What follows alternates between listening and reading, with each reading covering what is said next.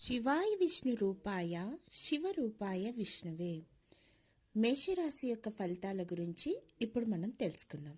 December నెలలో మేషరాశి యొక్క ఫలితాల గురించి చూస్తున్నట్లయితే 2వ ఇంట్లో బృహస్పతి ఉండటం వల్ల అనుకూల ఫలితాలు లభిస్తాయి.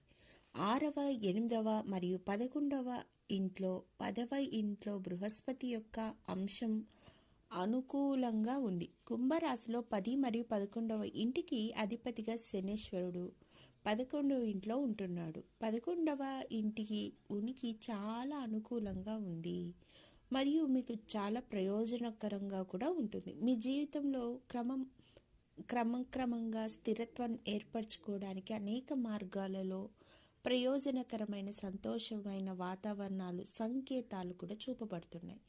ఈ సంవత్సరంలో మే నెలలో తర్వాత బృహస్పతి చంద్రుని యొక్క 2వ ఇంట్లో ఉండబడినందువలన మీరు ఈ నెలలో సంపద ప్రభావం అనేది పెరిగే అవకాశం చూడవచ్చు. నెలలో మీరు తక్కువ సానుకూల ఫలితాలు చూస్తారు.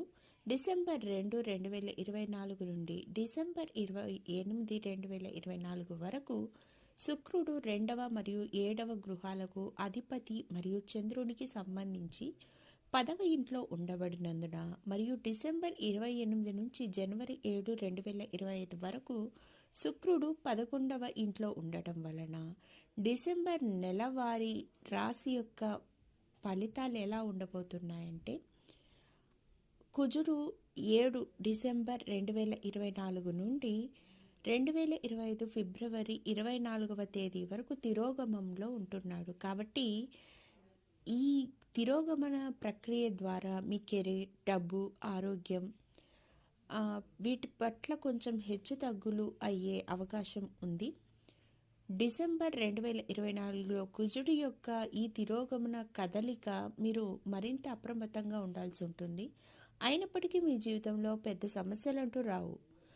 ఈ కుజుడి యొక్క తిరోగమన కదలికల ద్వారా మీ కుటుంబంలో ముఖ్యంగా ఆరోగ్యం మరియు ఆర్థిక సంబంధమైన కొన్ని క్లిష్టమైన సమస్యలను ఎదుర్కోబోతున్నారు. 8వ గృహాధిపతి కుజుడు తిరోగమనంలో ఉంటున్నందువలన ఖర్చులు ఎక్కువవుతాయి. రుణాలు చేసే అవకాశం కనిపిస్తోంది. డిసెంబర్ 15 తర్వాత 5వ ఇంటికి సూర్య భగవానుడు 9వ ఇంట్లో రాబోతున్నాడు. ఇది ఆధ్యాత్మికమైన విషయాల పట్ల ఆసక్తిని పెంచి మీరు ఆధ్యాత్మిక విషయాల్లో సుదీర్ఘ ప్రయాణం చేయడానికి కీలకమైన అవకాశంగా చెప్పుకోవచ్చు. ఈ నెలలో అలాంటి ప్రయాణాలు, తీర్థయాత్రలు చేయాలని చాలా ఆశపడతారు. అంతర్గత శాంతిని కోరుకుంటారు. సూర్యుని యొక్క సంచారం వలన మీ పిల్లల పురోగతిని చూస్తారు, చాలా సంతోషపడతారు. ఇంట్లో శుభకార్యాలు జరుగుతాయి. ప్రతిరోజు ఆదిత్య హృదయ స్తోత్రం మరియు హనుమాన్ చాలీసా పఠించడం ద్వారా సానుకూలమైన ఫలితాలైతే ఏర్పడబోతున్నాయనే చెప్పాలి. ధన్యవాదములు.